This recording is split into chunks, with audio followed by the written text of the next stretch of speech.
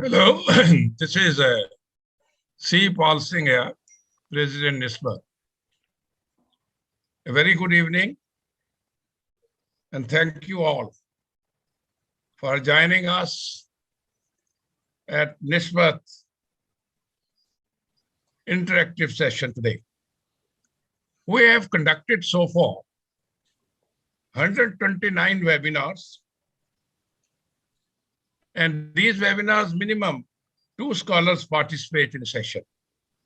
We have also conducted by now 7 interactive sessions where 1 scholar addresses the audience and responds to their queries. And these interactive sessions are addressed only by 1 speaker. Today, we are having our 8th, our 8th interactive session on new Afghanistan government, difficulties in buying peace by India. This session is being addressed by Dr. Sani, who will introduce to you by the moderator of the session. I extend a hearty welcome to our eminent and very learned speaker, Dr. Sani. Thank you very much, sir, for having accepted our invitation. I'm sure that all of us will learn a lot from these deliberations and would carry home many problems and many points to deliberate on. Let me introduce NISSMAT in a few words. NISSMAT was established in the year 1990, about 30 years back, started training in private security, and gradually it started training also for the, excuse me, it also started training for the ex-defense personnel for their absorption in the private security. Now, NISSMAT has aspired to become a foremost corporate training institution globally and a think tank organization. And in this process, we have divided NISSMAT into 4 forums. First is NISSMAT forum as such, 4 segment I would call it. NISSMAT forum is 1 segment to organize webinars, seminars, conferences, interactive sessions, debates, and awards. NISSMAT Academy or NISSMAT Education is the 2nd segment, where we are conducting virtual training programs, assessments, and certification. Then we have got NISSMAT Enterprise, where we propose to undertake global audits and verification and establish international partnership and alliances. NISSMAT Foundation ultimately shall undertake welfare and social work for the society at large, with particular reference to the security and safety subject. A few words about the chairman of NISSMAT and moderator of this session. That is Captain Pavanjit Ahluwalia. He took voluntary retirement from Parachute Regiment of Indian Army and at a very young age started his 2nd career in business. He is really very warm and very calm person. He also has that capability to bring out the best in the other people. He has almost an internal sense, I think, to find out a silver lining in any situation. Courage of conviction, thoughtfulness, inspiring leader. He has created a business group under the name of Ahluwalia Holding Company. With his continuous hard work, risk-taking attitude and ability, and at times, of course, learning from pitfalls, he has grown and achieved a position of prominence in the business world. He is the past president and former chairman of Council of International Investigators, USA, and is an awardee of Malcolm Thompson Award and Kotelia Award by this council. Shri Pavanjit Ahluwalia shall moderate the subject. Moderate the session, I'm sorry. Introduction of the subject now. I'll say a few words about the subject. That is the new Afghanistan government, difficulties in buying peace. I'll introduce the subject in a few words. As far as our knowledge goes, India and Afghanistan once had a very strong historical and cultural relationship. The exchanges between people to people used to take place frequently. Afghan musicians had been inspired and trained in Patiala Gharana and shared a cultural heritage with India. Despite all the ravages of internecine warfare or interference by superpowers, Afghanistan for the last many years, despite the activities of ISA supporting Taliban and radicals and reduction of radical groups on Pakistan, continue to keep its place and importance. Despite training and raising of Taliban and Haqqani groups in madrasas of Pakistan to create problems in India and to contain India's influence in Afghanistan, they still continue to maintain good relations with us under the President Hamid Karzai's regime. The present Taliban government now is a little different cup of tea. I mean, it poses to be. It is supporting Tehreek-e-Taliban Pakistan in a way. And some frontal attacks on Pakistan-backed forces in the tribal belt, they are also given a thrust to that. The present propaganda by the two groups of the new government of Afghanistan is a common ideology that's very interesting, and slamming Pakistan deep state as an enemy of Islam. That is what they say. But ever since the fall of Kabul, the Taliban have been finding it difficult to rule Afghanistan the way it had bragged earlier, as this is a very factor for us also, that still some harsh points continue to govern the present government as far as women are concerned, as far as religious minorities are concerned. Pakistan is also continuing simultaneously its proxy war and campaign in certain areas like Khorasan province, where, off and on skirmishes are going on. The area affected by this campaign are mostly confined to the eastern Afghanistan. India has earlier invested huge amount of money in creating new infrastructures, in creating highways, Parliament House, schools, colleges, and hospitals. Should it continue the same way? The question is, should we continue the same way? India's role and importance in Afghanistan had earlier caused irritation and annoyance to Pakistan, as Pakistan's influence was gradually declining in Afghanistan. Pakistan shall not like India's influence to increase further. At the same time, the new Afghanistan government has started saying that we are going to have good bilateral relation between India and Afghanistan. Even the new government has come with the legitimacy provided to the new government by United States of America, which is supposed to be India's good ally. Pakistan has also defined the new government in Afghanistan as Naya Afghanistan.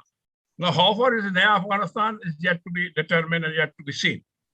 On the ground, very little seems to have changed. The apprehensions, the doubts about freedom and rights of citizens of Afghanistan under the new government in Kabul continue to remain. Utterances by some leaders of the present dispensation, as well as statements made by leaders of the Haqqani group, the new Afghanistan government will have a policy of non-interference on Kashmir issue. Very important mark, sir. Has been received well by the government of India so far. But India also cannot simply overlook the old deep ties between Taliban, radical Taliban, and Pakistan military establishment at one time. It needs to be watched. It needs to be seen. It needs to be watched with a lot of care. If the attitude of the present new Afghan government would really mean independence from the influence of ISI of Pakistan. Secondly, India cannot let down its guards about the security concerns to India keeping in view the earlier activities of ISI at tandem with the radical Taliban groups and indulge in proxy war in India. There are some radical groups even present in Afghanistan today, which are still being supported by ISI of Pakistan. Though what happens in the times to come, supposed to be in the hands of the new Afghan government, yet it has to be kept in mind by us, that is kept in mind by India, that the Taliban factor supported by IS of India cannot be completely ignored. India has a hard bargain to buy peace with new Afghan government earlier also.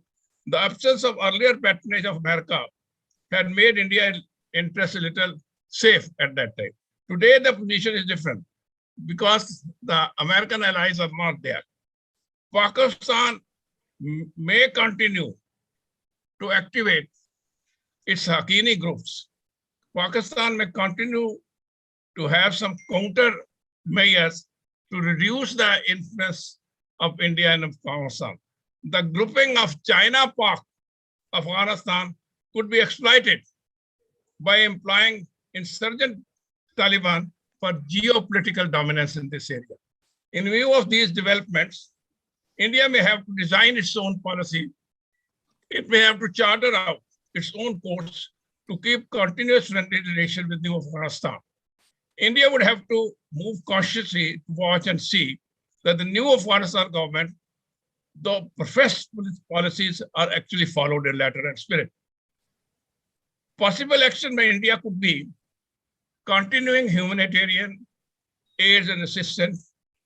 Also, it could be that within the country's bordering Afghanistan, we should have good relations, as they could also face problems from Taliban and ISI in times to come. Further, the Islamic Emirates could soon start behaving like an ISI-style caliphate, emulating Syria, Africa-based terrorist group. These are the dangers which loom large on the horizon today. It has to be the policy and the decisions to be taken have to be very well modulated, very well structured, very well thought out. And we have today with us Dr. Sani, who is exceedingly, as I know personally, exceedingly good and a very learned speaker as well as these subjects are concerned. With these words, I pass on the session to Captain Ahluwalia for moderating the session now onward. Thank you very much. Thank you very much, Mr. President. Before I start, I'd like to acknowledge that we are at the moment streaming live on YouTube as well as on Zoom. And we have participants registered from the following countries: India, UAE, USA, UK, British Guyana, Singapore, Yemen, Saudi Arabia, Monaco, and Zambia. The sponsors for the evening today are Premier Consulting and Investigations Private Limited, which is a background and general investigations company. Premier Shield Private Limited, which is a security guards and manpower solutions company. It's also supported by India Skills Private Limited, which is an assessment agency for the Government of India. JMD Cargo, a logistics company, and Tag Scores, which is an assessments platform. Our president, Mr. Sipal Singh, is a master's in English literature. He served the Government of India in very senior police assignments. He raised the Rapid Action Force and also was its first chief. He also raised the Internal Security Academy in Mount Abu, Rajasthan. During his service, he has been decorated with every conceivable medal that the police services can offer, including the Sena Medal by the Army for his service during the terrorist activities in Punjab. Post-retirement, he's worked as a consultant with TISCO and was assigned the responsibility to streamline the security and vigilance matters in the coalfield divisions of TISCO. He was also the chairman of the Technical Committee of Quality Control of India, which formulated the standards for the star rating of private security companies. He was involved in developing the curriculum for private security guards training under the Security Sector and Security Sector Development Council.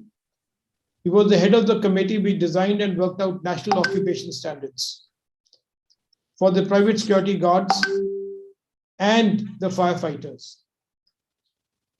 Post-retirement, he was awarded by the President of India in 2009 as the Security Personality of the Year.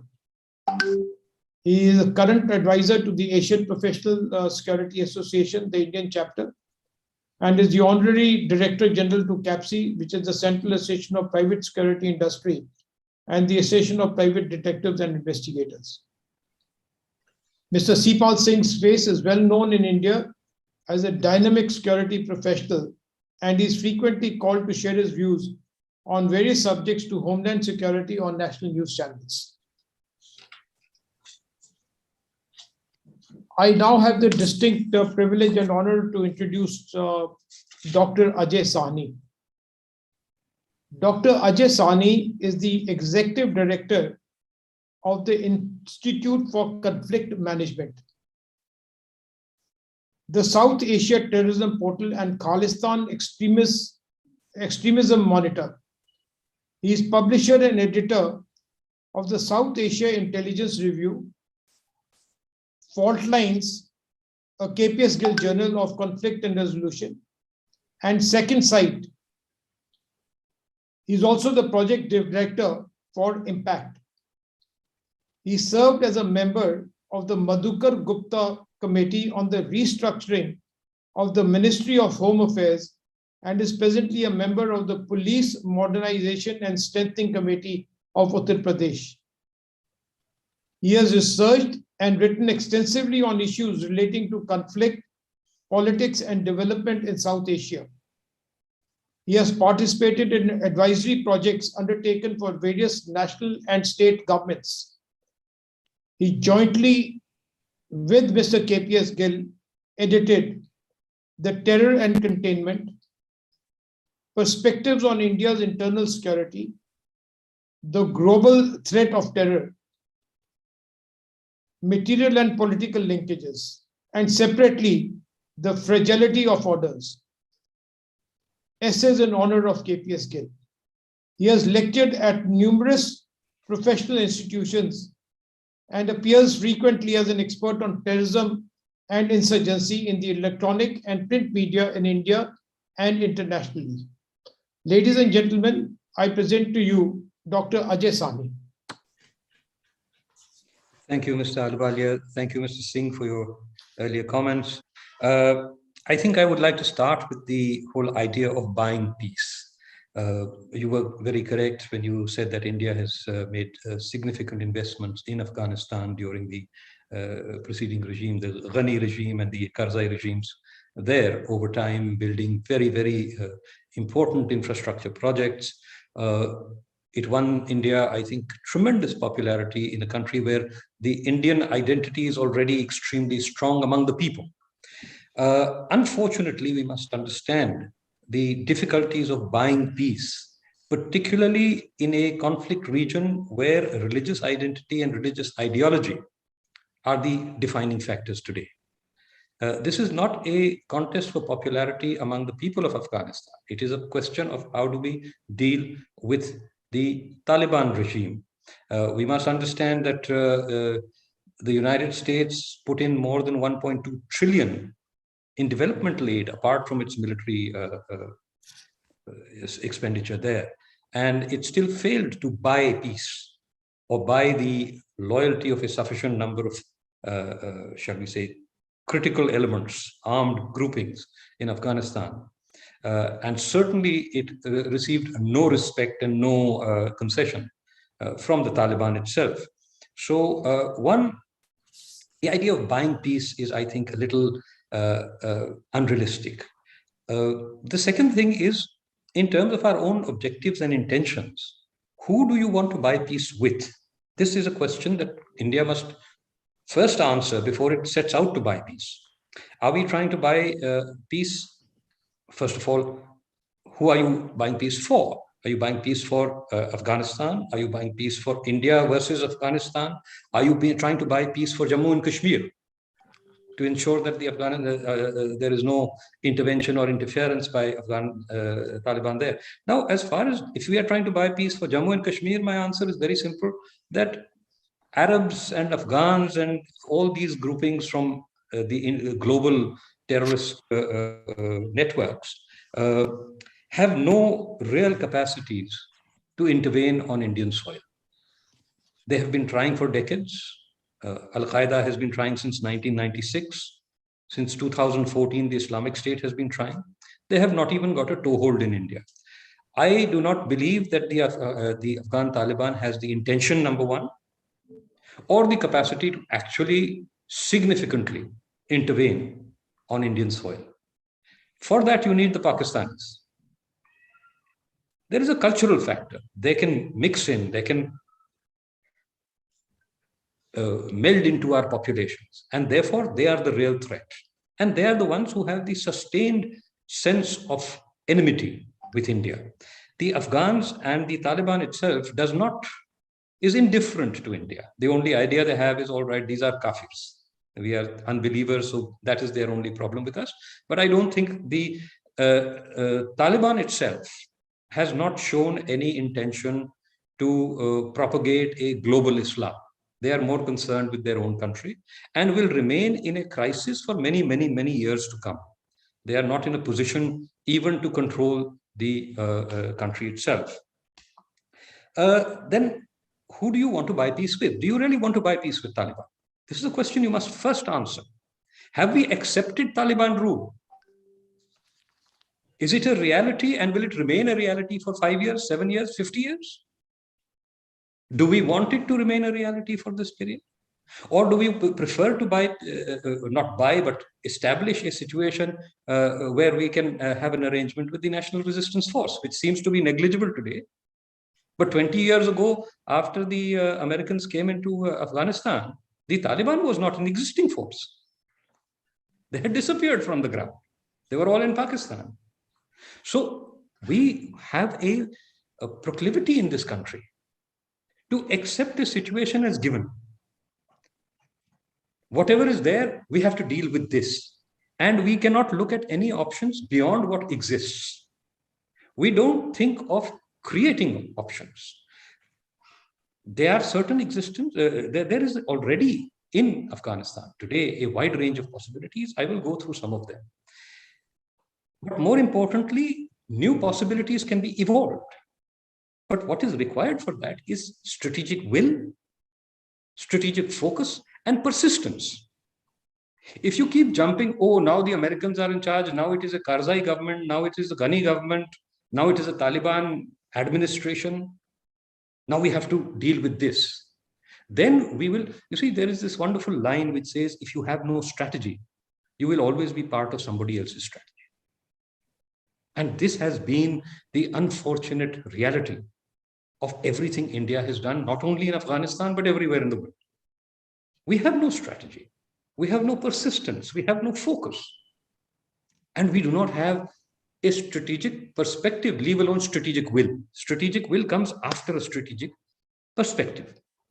So what we have to decide first and foremost is that there must be, in what we are choosing to do, strategic clarity. We must define our goals.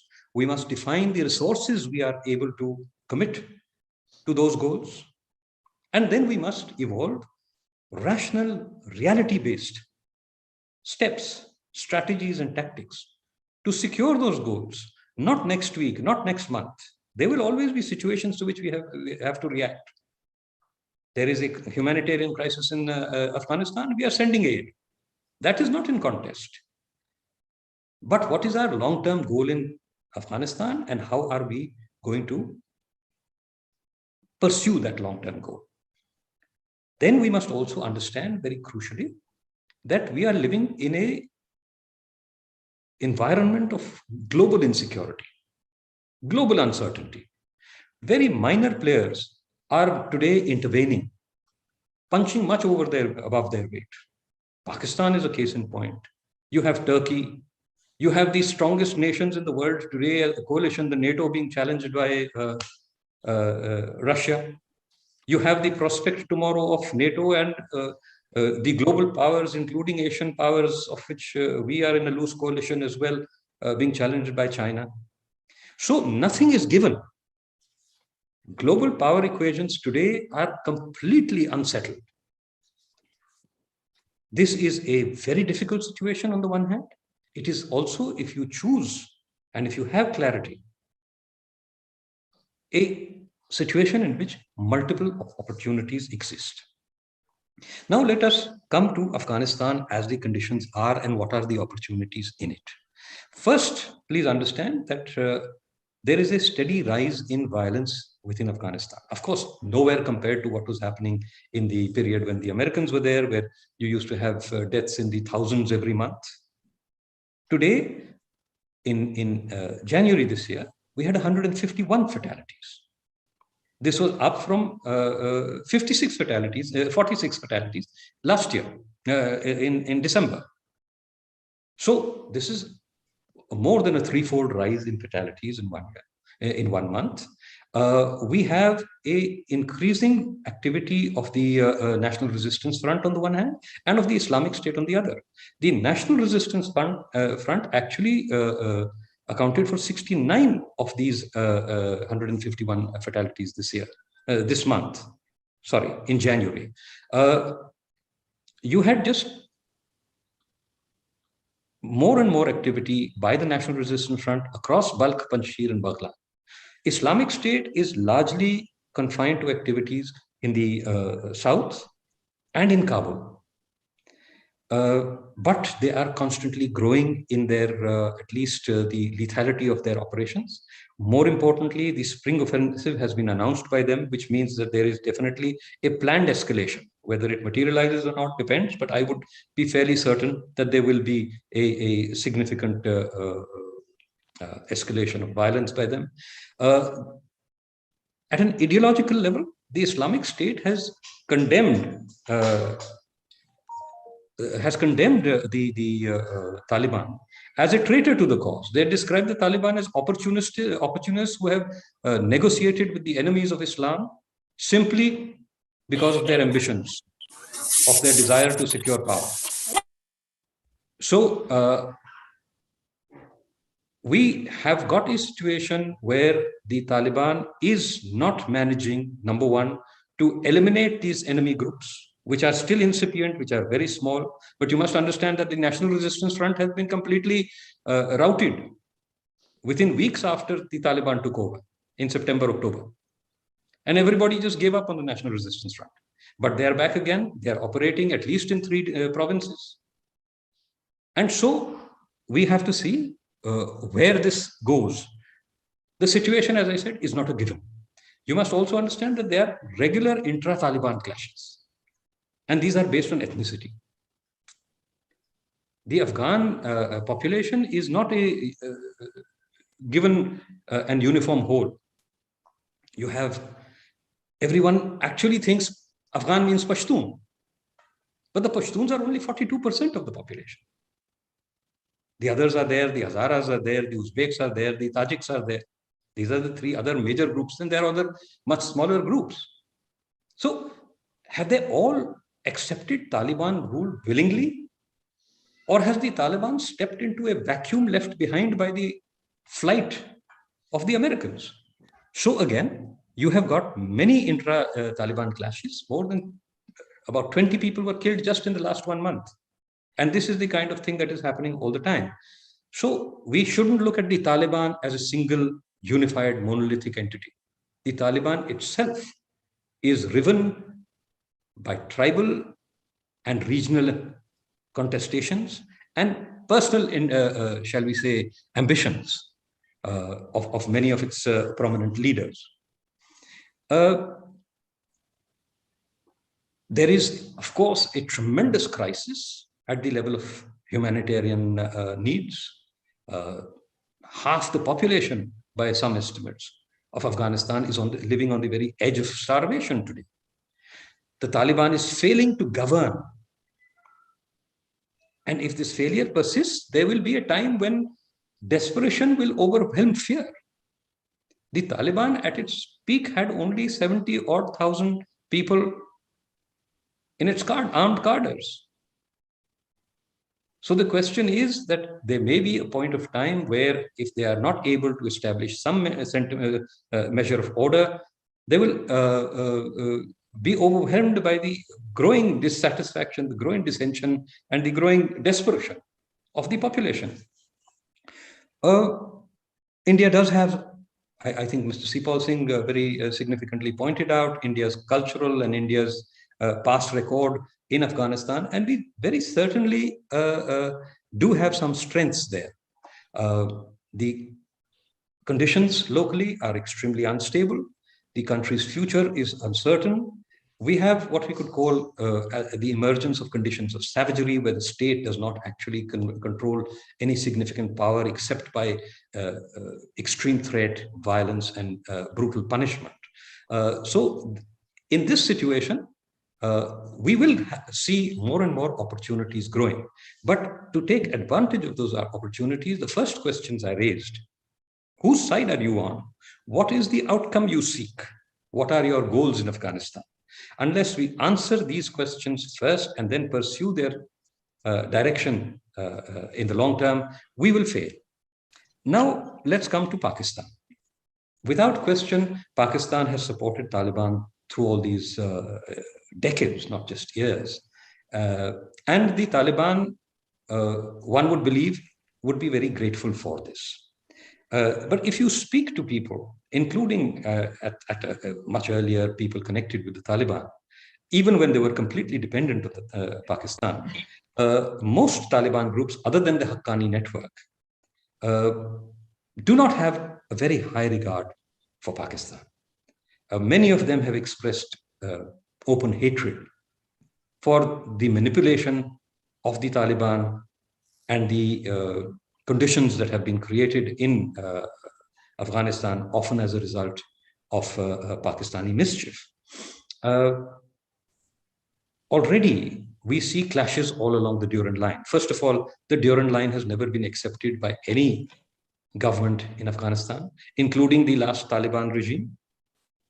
And today, we already have clashes all along the Durand Line over the fencing of the border, and a reiteration again and again that we do not accept the Durand Line as the legitimate border between Afghanistan and Pakistan. We claim all the Pashtun areas of Pakistan. Now we come to the Tehreek-e-Taliban Pakistan. The Pakistanis have repeatedly been saying this, that the TTP is launching terrorist attacks into Pakistan. In November, December last, there was a ceasefire announced by the TTP. And very interestingly, it was a ceasefire mediated by the Taliban. It broke down after 1 month on December 9 because of the TTP said the Pakistan army has not honored its commitments to us. But the point is, it broke down, and the TTP continues to operate from Afghanistan into Pakistan. So let us not believe that this compact between the Taliban and Pakistan and the ISI is a very healthy and enduring compact. It is a fragile compact. You must also understand one very, very important thing. There is this mythology that has been created that was reiterated by the entire West. The Afghans have never been conquered. And when they say Afghans, they always mean Pashtuns. Please understand that nearly half of Pashtun territory was ceded to the British Empire and was inherited by the successor state, which is Pakistan. It is still in Pakistan, the whole Khyber Pakhtunkhwa region. And also understand that while the Pashtun population in Afghanistan is about 15 million people, the Pashtun population in Pakistan is more than 40 odd million. Goodness. And they seek unification. They seek unification. Now the question is, where do we stand on this? What do we do about it? I am not in favor of the Pakistani strategy of arming anti-state groupings and creating chaos and mayhem and murderous sort of movements like the TTP or any of these other groupings that have come into existence, or like the Lashkar-e-Taiba and Jaish-e-Mohammed, which have been directed against us. But where is the problem in globally projecting the unification of the Pashtun areas on both sides of the Durand line as a movement for the freedom of a conquered people? So here is an opportunity, here is a direction. And if we do this, we would certainly find ourselves, at least on this issue, in harmony with the Taliban. So the question is, what do we want? Where do we want to go? And then once you have decided on your direction, you will slowly be able to find instrumentalities to secure slowly over the long term the objectives that we have given for ourselves. Now, of course, Pakistan has also, we have also said that the Taliban has asked us to continue with our developmental projects, to complete what we have not completed.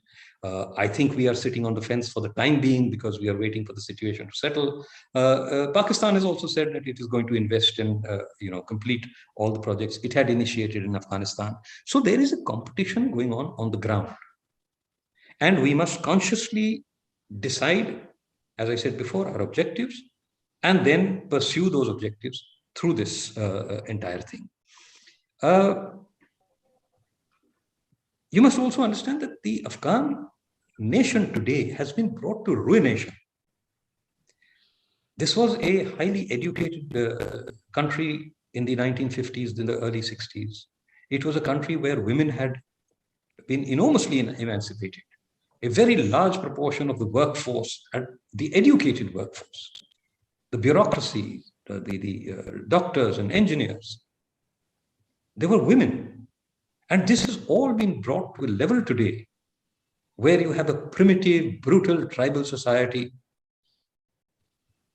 And here again are opportunities. These women, these people have, under whatever chaos that the Americans were able to, manage over there, experienced once again some degree of freedom and some quality of life which has suddenly been lost to them. Here again is an opportunity. Here again is a question to be asked: who do we want peace for? Do we want peace with the Taliban, or do we want peace with the people of Afghanistan? And if it is the people of Afghanistan, then the tools and the instrumentalities to secure that peace will have to be devised, will have to be imagined, will have to be resourced. Now comes in the whole issue of China. And China is this big, Hawa in this country today. Everything China does. China has limited opportunities in Afghanistan. China operates essentially and overwhelmingly through Pakistan at this juncture. And it comes in with money. But China is very, very, shall we say, parsimonious. It does not give anything without taking much more. Its investments in Afghanistan, its commitments in Afghanistan are a mere $3.5 billion. I'm very sorry, but that's a tiny amount of money. It sounds very big for individuals, but for a country in the condition that Afghanistan is in, it is a very, very small amount, and it is committed to the extraction of copper from the Messanyak mines. And this extraction has not even begun as yet because of the uncertain conditions and the risks and the threats in Afghanistan. So what is China's role? China's role today is negligible. China seeks a very much larger role. This is a very resource-rich country again. All these countries which are in trouble today are extremely resource-rich.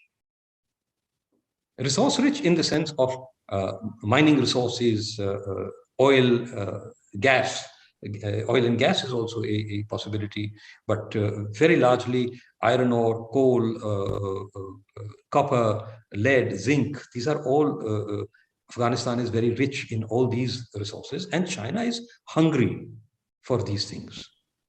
If it is to sustain its leadership role as a manufacturing nation, it is going to seek these out, but it will not seek them out in a situation where security and endurance of the projects is assured. It is only when it is confident that a Taliban government will not only survive, but will rule, will be able to assure minimal order and security, that they will actually make a real and large commitment of finances, of other resources, of technology, of engineering staff, of other workers, which they always bring with themselves. So again, this is a wide open space. Our difficulty historically and even today has been precisely the same, that we are reactive. Something has emerged in Afghanistan. Now we must see how we are to manage this. And consequently, we constantly shift gear, change. Now we will give them money. Now we will not give them money. We will give them recognition. We will not give them recognition. And none of this has any kind of a long-term perspective or a consciousness of India's own goals. Why are we sending them aid today? I do not object to the sending of aid. But are we aware that the aid that we are sending today is going to consolidate the Taliban rule? The West is also sending aid. They are not sending direct aid. They are not sending aid to the Taliban. They are sending aid through various, USAID is dispensing aid over there. The UN agencies are dispensing aid over there. Money is being committed by all sorts of organizations to Western organizations. And those Western organizations are going out and distributing the aid. With the Taliban, of course, you cannot operate there without the cooperation of the Taliban. But the point is, this aid is perceived by the people of Afghanistan, not as something that the Taliban is securing and providing, but as something that outsiders, international agencies or donor groups are providing. So again, the question arises, why are we doing something? We are doing something because, oh, there is a humanitarian crisis in Afghanistan, we should help. And this is good. But good is not strategic. The same good has to be done in a manner that it secures or consolidates India's strategic ends and objectives. Similarly, tomorrow, now, why don't we recognize Taliban? If we think we are to deal with Taliban, and that there again, we come back to our original sense. Who do we think is going to endure? Who do we want to endure? Do we want to deal with it? Do we want to consolidate the Taliban regime there? Because this is not a either or option. We can talk to the Taliban and we can keep talking to the resistance front. We can keep providing aid. A lot of our strategy, a lot of our tactics, a lot of our investment can be covert. Everything does not have to be done in the open. And just because we say, all right, for the time being, since Taliban is in charge, we will support the Taliban, does not mean that we have closed down all the other options. But in India, what we do is we tend to do an either or. And we do it reactively. So now, as far as I can see, the perspective tends to be that the Taliban is in charge, therefore we must go along with the Taliban. The second, well, not the second, I think, the next issue that I would like to make is that too much of our thinking and our policy is dictated by Western perceptions. We must understand that the West does not act altruistically. However good, the propaganda machine is excellent. We always think that the West has gone into Iraq and bombed everybody out of existence. They must be doing good. They are doing it for democracy. The West has gone into Syria and murdered, I don't know, God knows how many million, hundreds of thousands of people, but they are good people because they are trying to get rid of a dictator, and we will try to establish a democracy. Oh, they've gone into Libya and they have got rid of a dictator, and they have established chaos wherever they have gone. We must not take our lead strategically, tactically, at the level of global policy. From the prevailing sentiment in the West, they are not always wrong, but crucially, they are also not always right. And they act in their own self-interest. They do not act on principle. Today, the West is making so much noise. Oh, how many 160,000, 170,000 troops are massed along the Ukraine border. Now they have attacked Ukraine. When China was massing troops around on the Indian border, did a single country speak for us? So understand the fragility of your relationships. Understand that at the end of the day, you are on your own. And now the final point I'd like to make is that all this conversation we have, this is all up in the air. What do we bring to the table? Do we have leverage, or are we just talking? Can we actually influence the situation on the ground, or can we not? Or the situation in global forums? If we do not have the power, and power is of two kinds, the power to do good, which comes with wealth, with military strength, with whatever, or the power to do evil, in which the Pakistanis have a genius. We have the power neither to do good nor to do evil. We want a place on the table, but we bring nothing to the table. Don't go in for these symbolic things which we celebrate. Oh, we are going to send 50,000 tons of wheat to them. We have sent so many tons of medical supplies to them earlier. Very nice. You feel good about yourself. And this is the problem with Indians. We like to feel that we are good people. But feeling that we are good people will not make you a strategic power. It will not make you an emerging great power. And it will not give you any significant leverage in Afghanistan. One last line. We have built a parliament there. We have built a road there. We have built schools there. We have built universities there. It is people who can blow up these places, require much less resource, and exert even greater influence than all your building activity can do. Always remember that. Thank you very much. Happy to take your questions. Thank you very much, Dr. Sani. What a wonderful talk you've given. I start with the first question that I have. Why is Afghanistan important to India? And why is India so worried about it? I think that's what I've been talking about all through. And it's a very pointed question. It's an excellent question from whoever has put it up. We need to answer that. Why is Afghanistan important? And all this nonsense, oh, it gives strategic depth to Pakistan. What is the meaning of strategic depth, I want to know? Does it mean that when we invade Pakistan, all the Pakistanis will run into Afghanistan? What does strategic depth mean? What are we going to do with our influence in Afghanistan? Are we going to actually do what the Pakistanis accuse us of doing? Create a force that we can attack Pakistan from both sides, that Afghanistan will attack them on one side and we will attack them on the other, as we are imagining that China and Pakistan will force us into a two-front war? I don't know. I have never heard any Indian leader or strategic commentator or military leader ever say that we are going to attack. We need to and want to create a situation where we can attack Pakistan from the Afghan side and from the Indian side. So my answer to your question, which is a very important question, is I don't think the government has an answer to that question. We don't know. And it comes back to our whole point of strategic blindness. We don't know what we want.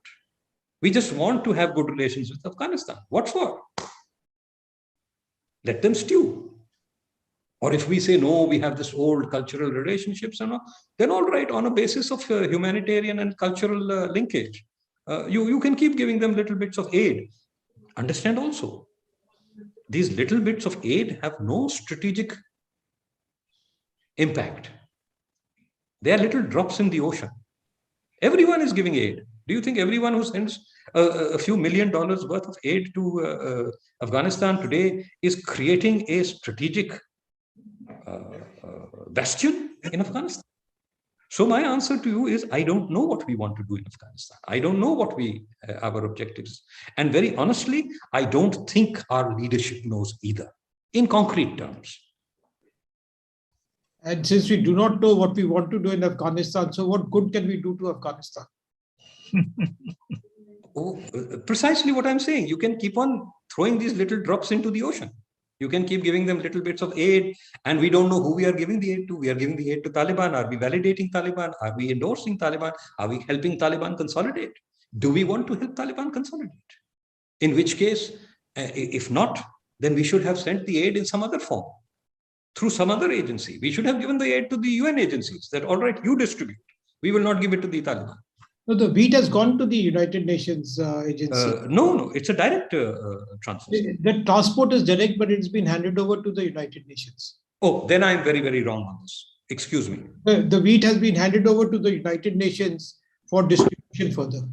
Okay, that is a very important correction. My apologies for that. And one more question before I hand it over to the audience. You know, I was reading that while we are giving aid on one side, we've given medicines, we've given wheat now, and the Afghan army has named a unit in the Afghan army as the Panipat forces, because the third battle of Panipat in 1776 or something, we lost. Yes. Ahmad Shah Abdali, yes, from the Duran Afghan Empire, he defeated the Marathas in the Battle of Panipat. And to spite the Indians, they have a unit in Afghanistan now called the Panipat forces. You see, this is what I said, that, you can't really buy peace in a conflict where the foundations are religious ideology and religious identity. These people will always, it is not Afghans. It is that the people who are currently in power in Afghanistan, the Taliban, hold religious identity above everything else. And if that is the case, then this kind of provocation will come from them. They take great pride, but we must also understand that don't read too much into it. You see, for them, this is the glorious history of conquest. All histories are glorious histories of conquest. We abuse the Mughals and the Afghans and the successive wave of people who came here. But we also boast that there was a time when our empire extended all the way to wherever, all over Afghanistan, into Saudi Arabia, and wherever we claim some of it truly and some of it as part of our contemporary mythology. But the point is, this may just be a point of local cultural pride. So we should not necessarily take it as a direct provocation to India, because simultaneously you have heard many statements from the Afghans, from the Taliban, saying that they want good relations with us, that they want us to come back and work with them. So all these things need to be assessed and evaluated, not in a fragile, thin-skinned way that, oh, they have insulted us. But please understand, people of Indian origin are not safe in Afghanistan. They have had to be extracted from there. There are only 10 Hindu families in Afghanistan today. Yes. So, as I said, their emphasis on religious identity is extremely problematic. Their emphasis not only on religious identity, but on a religious ideology which is extremely regressive and extremely hostile to all people who do not accept the primacy and dominance and rightness of Islam. This is extremely problematic. And unless there is a transformation in this fundamental belief system in Afghanistan, in the ruling elite of Afghanistan, whichever that will be, India cannot have any permanent basis over there except through the sheer exercise of power. What do I mean by that? That power we do not possess, but perhaps in future we will develop or seek to develop that kind of power. I mean something like what is happening with China today. Nobody talks, not even the Taliban has said one word about the Uyghurs.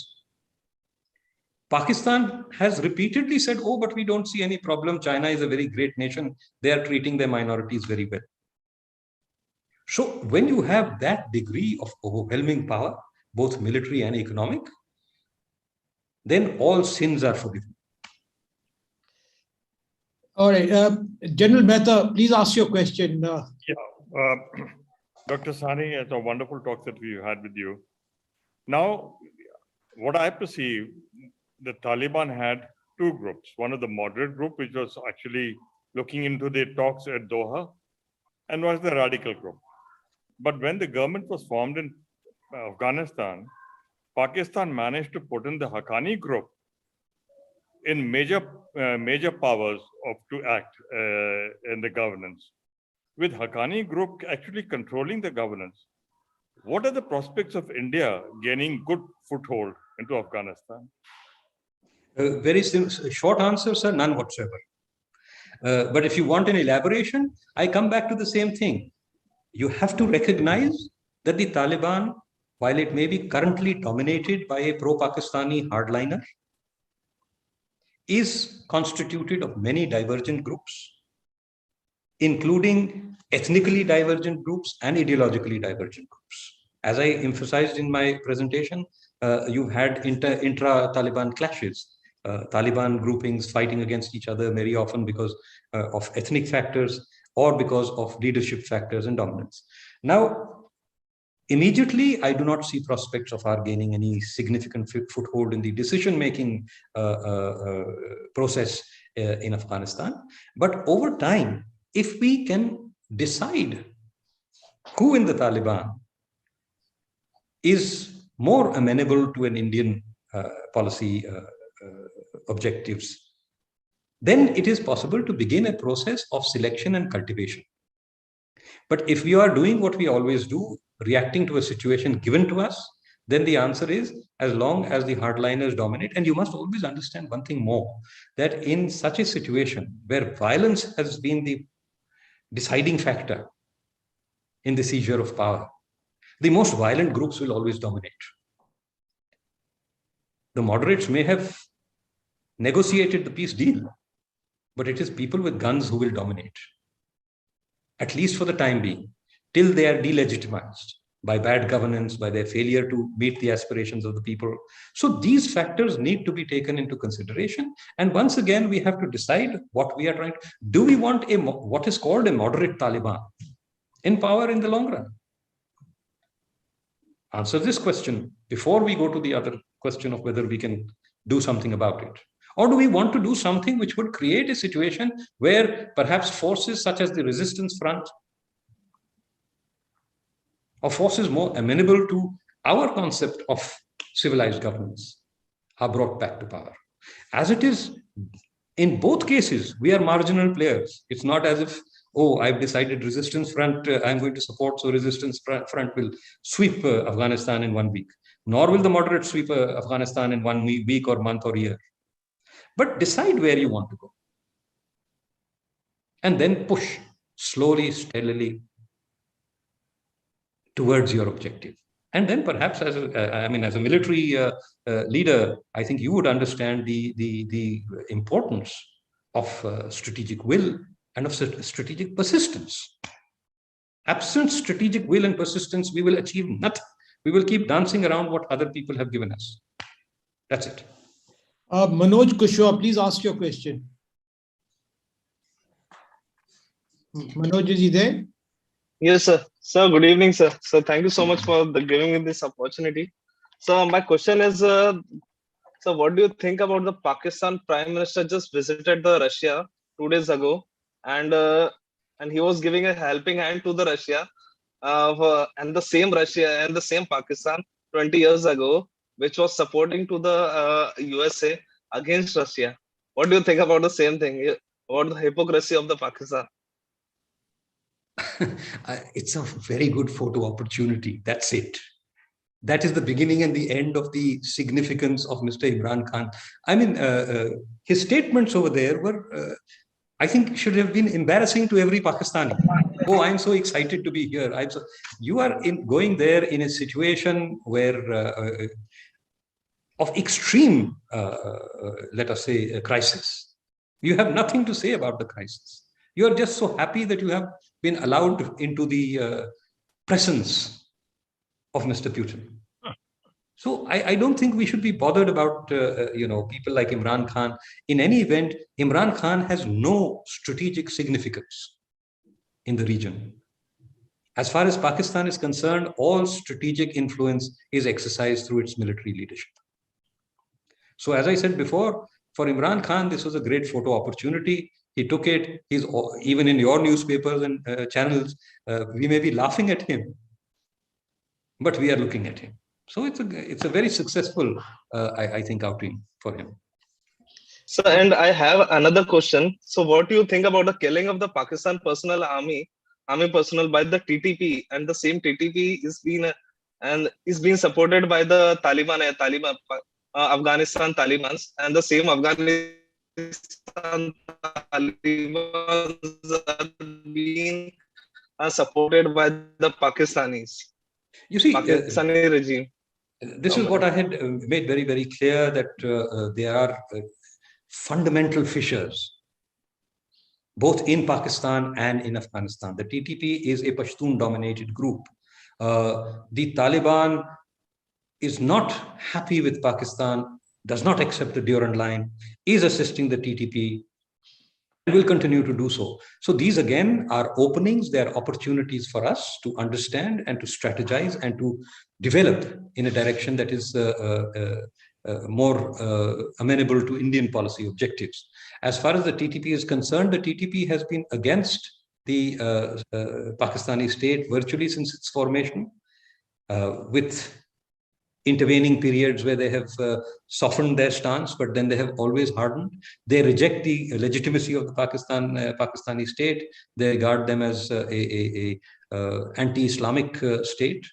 They say they are hypocrites and they have betrayed the Islamic cause. So they have a very fundamental opposition to the Pakistani state, and the the Taliban, given its own hostility and its own contestation of the Durand Line. So it's not just that the TTP is killing Pakistanis. There have been clashes on the border where Taliban forces have actually fired upon and killed Pakistani soldiers. So this is a complex situation. They are extremely powerful interdependencies, but they are also extremely powerful forces of, shall we say, division and potential conflict. Thank you. Sharad, can you please ask your question now? Sharad Jha. Yes, sir. Thank you, sir. Sir, my simple question is, drug addiction is a major problem in our country, especially in the border states like Punjab and Rajasthan. So do you think we can control drug peddlers with the help of Afghan government? Absolutely not. The Afghan economy is almost completely dependent on drugs today, with all other, you see, 80% of the Afghan government's budget till the Americans withdrew came from aid. Today, the most significant resource for Afghanistan is the drug trade. They get nearly an estimated 10 to 12 billion a year from drugs. So I'm afraid they are not concerned about the impact they're having on the consuming countries. They will continue to produce as much drug as they can, push out as much drug as they can, and make as much revenue as they can. Years down the line, when there is a healthy Afghan economy on the basis of other productions, if it ever happens, I mean, Afghanistan has been at war for 40 years, please, more than 40 years now. So they are not going to suddenly develop into a stable, prosperous nation in any foreseeable time frame. And as long as they do not become that stable and prosperous nation, which has alternative means of revenue and production, they will continue to support the drug trade. Where the drugs go is not something that concerns them. Most of the drugs come to us not from Afghanistan, but from Pakistan. The distribution center is Pakistan. So that's what we have to deal with. Afghanistan is making the primary production and just throwing it out. So much of it goes to Europe. So much of it goes to Southeast Asia. Colonel John Chinatra, please ask your question.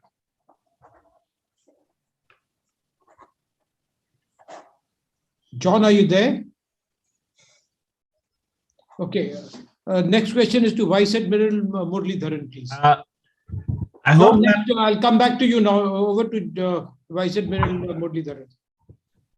thank you, moderator. Actually, Mr. Ajay Sani, I must actually compliment you for very well perceptively put across. And especially, I don't hear people talking so often about having a strategic plan and pursuing it. Now that you have said it, I have two points or two questions. One is, from your study and your depth study of Afghanistan, do you think it is a point that we should pursue to try and help them to, will it give us any kind of strategic advantage? But on strategic advantage, I have another view that if you quote from going back to Arthashastra, there's always that where it talks of, your neighbor's neighbor will always be, your friend because you are problem. So as a military man, I would think that is another point where if you are able to get your bases there, where you'll be able to position some troops or this thing, if they allow you to, then it's a sort of a counter to Pakistan with whom we are going to have a long-term, I don't think it's going to find a solution immediately. So these are two issues. But again, as you brought out, whether we will get that kind of leverage. Now, one example is see how China is building bases all around India. Look at the kind of investment he's doing in Sri Lanka, where he could use his forces. He has done that in Myanmar. He's doing it in Pakistan and Djibouti, which is just across the sea. So what do you feel are your views on these lines on the Afghanistan situation? I think you give very important examples as far as China is concerned. And I think the answer to your question is contained therein. The question is not merely to have a strategy. What is strategy? I mean, as someone from the services, you must understand that strategy is not just an idea. A strategy also requires an assessment of the resources required to realize that strategy. And then the acquisition and commitment of those resources. What are our resources? 50,000 tons of wheat? 10 truckloads of medicines? I'm sorry. So please tell me, what are the long-term resources you are willing to commit to create the bases that you want in Afghanistan? I mean, my enemy's enemy is my friend. My neighbor's neighbor is my friend. Absolutely. But the difficulty is that none of our neighbors and none of our neighbors' neighbors are our friends. Why? Because we do not back our talk up with action and with resource. So these strategic questions, this Chanakya Niti that we are all very proud of, are worthless. They reduce to low cunning and they reduce to postures. They do not become strategy. Because as I said, the heart of strategy is the commitment, the evaluation and commitment, assessment and commitment of resources. So first you need to have the idea, no doubt. And your ideas are both valid. But then we have to have a corresponding commitment of resources. Do we have the billions of dollars to trap Sri Lanka? Hambantota was your port, sir. How many years did Sri Lanka wait for you to build a port in Hambantota? Why do we not have a port in Hambantota? Because we did not have the resources or we did not commit the resources, one or the other. And then China came in. They built a port in Hambantota. They built a unusable airport in Colombo, outside Colombo. Vast international airport. And then both of them, Sri Lanka is sitting there saying this is making no money and the interest is piling up. So how do you back your ideas up with resources? Do you back your ideas up? Or do you just keep talking, my enemy's enemy is my friend? Thank you very much. How does that help you fight a battle? Have you been able to effectively reach out to this enemy's enemy? And is this particular enemy's enemy your friend? Is the Taliban your friend? Have you answered that question? Or is the resistance front of your friend? Or are we seeking some other group of friends in Afghanistan? Answer that question, then begin the process of investing in that answer. And then perhaps you will have something that resembles a strategy 10 years down the line. An effective, actual strategy, not words. John Chinatra, please ask your question. Sir, I hope I'm not stretching it too far, but my question is, where will India stand if in the next 15 years, Pakistan breaks up into 4 or 5 failed states? High possibility. The Punjabis hate the Sindhis hate the Punjabis, both of them hate the Baluchs, and Afghanistan into another 2 failed states. So we'll be handling 5 failed states straddling our neck. Bad idea. Difficult.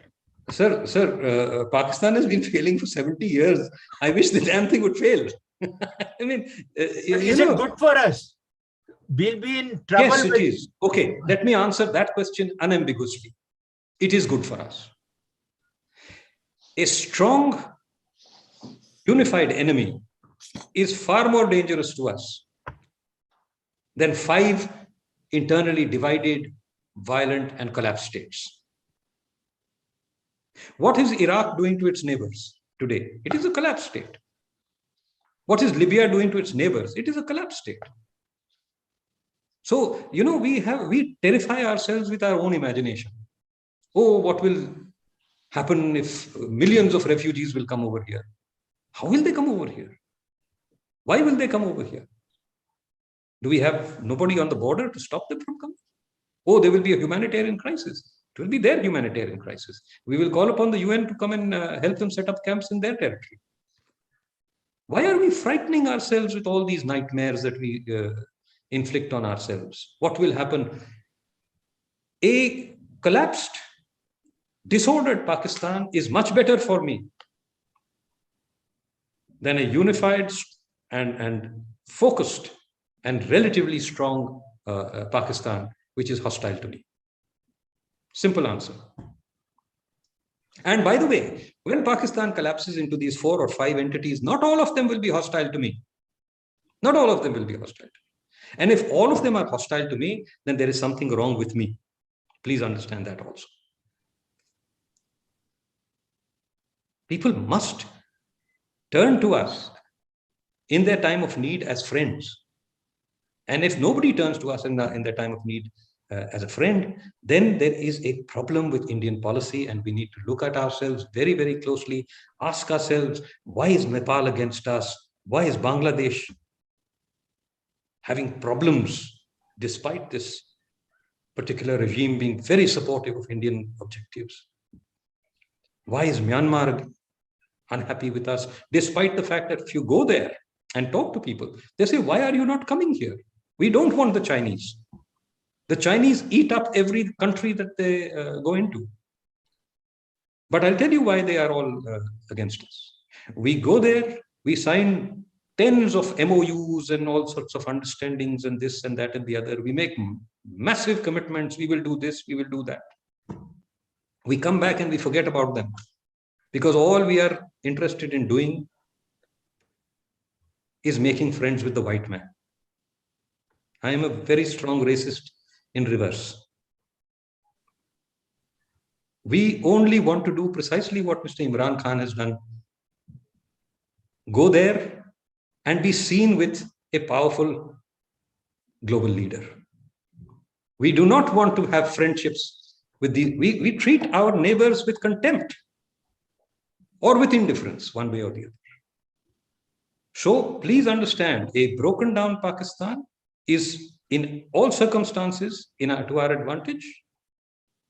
And in fact, a broken down Pakistan should at least leave some residual friends for us, if our policies are correct in some measure. And if they are not, we are not worth saving. Let it be very clear. If we are going towards being such a bad country that nobody likes us, then we need to look into the mirror and start a course correction instead of worrying about what Pakistan will do and what Afghanistan will do and what China will do.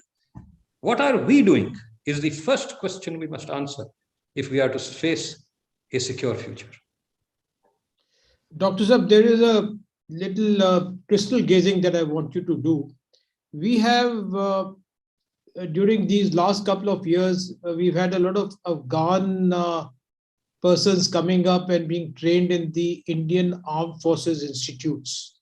Even at the IMA and NDA, we've had Afghans, being trained by us to be officers in the Afghan army, which was then probably an instigation from the United States.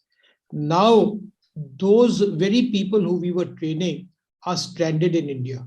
Yes. The Indian government has increased the duration of their training by 1 more year. What do you think is their future? Their future is what we perceive it to be, sir. Here is either a burden or an asset. And that depends on what we think we want to do in Afghanistan. If these people are sympathetic to the Indian perspective, and I think they will be if you would have interacted with some of them. Some of them are also there in the National Defense University in Delhi every year. So the question you have to ask yourself is this an asset, or am I going to just keep weeping? So it is again part of your own strategic perspective and clarity. You can make these your assets, whether they remain here, whether they are sent back. Where are they sent back? Are they sent back towards, if they wish to go, are they facilitated to go back and join the National Resistance Force? Can they be located in and funded to be located in one of the neighboring countries? Again, the question is, what do we want? If you don't answer that first question, then the choice is, if they go back, they will be, what will they do? What will the Taliban do with them? And if that is your question, then the answer is very simple. They are a burden to you. And we don't know what to do with them. Just as there are a lot of civilians who are here and we don't know what to do with them. If you had the ability to advise the Home Minister of the country, what would you tell him to do? I do not have that ability, sir. I do not enter into conversations with the Home Minister of India. All right, sir. I think there are no more questions from the audience, and I'll hand the proceedings back to the President. Over to you, Mr. Sipal.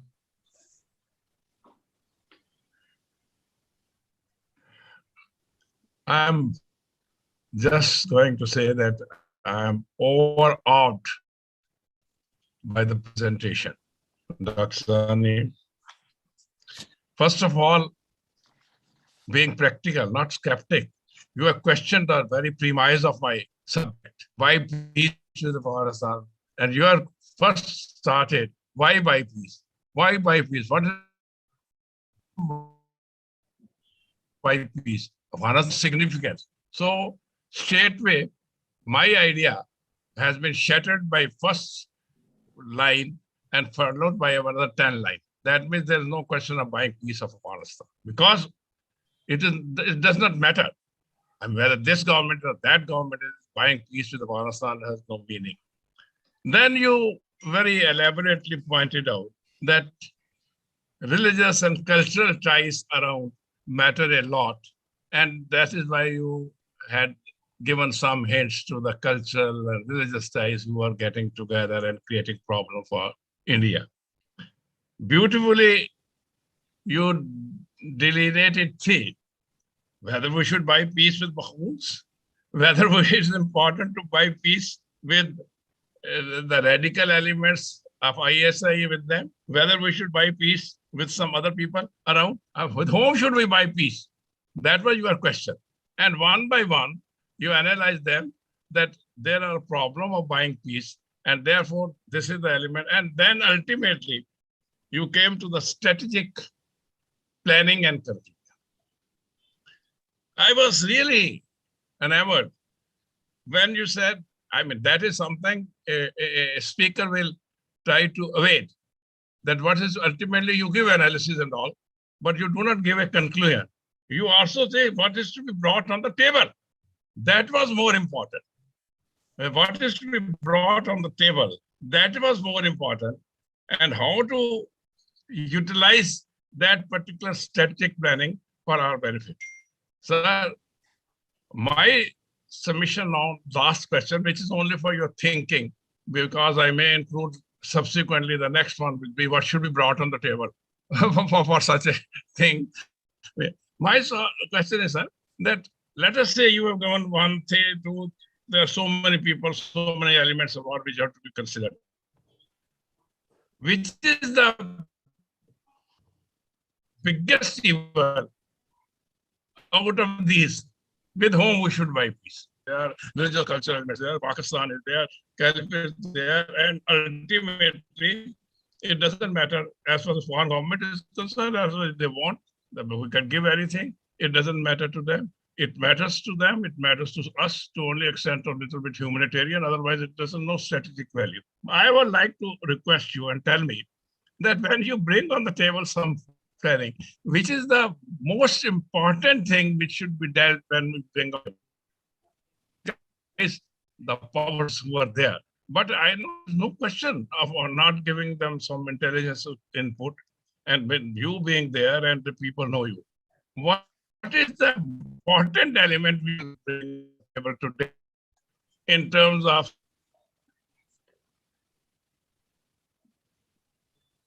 I think Mr. Sipal Singh's got the analysis which should be to the benefit of India? That's my question.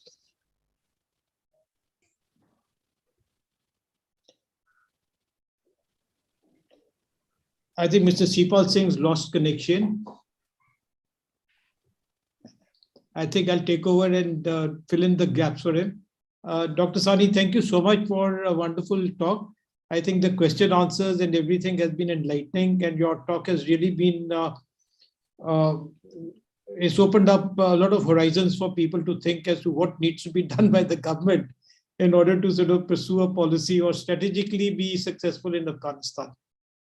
Thank you very much, sir. Thank you very much for your time, and I really appreciate your talking to us today on NISSMAT. Thank you very much for the opportunity. Thank you very much, everyone.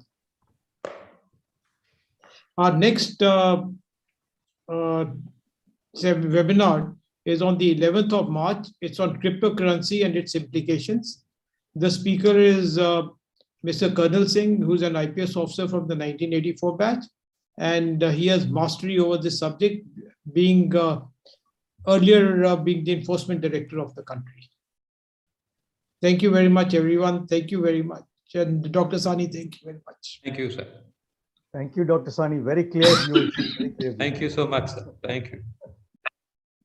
Thank you, sir. Thank you very much. Am I audible now? You are. Now you are audible. Okay. You All were right. fading out in between. We couldn't hear you in between. Perfectly all right. I think I've left some food for thought for Dr. Sani. Thank you. We'll ask him for next session to be Thank you, sir. Thank you. designated under what name and style. Okay, thank you very much, everyone. Thank you very much. Thank you. Thank Thank you so much, sir. Thank you. Thank you.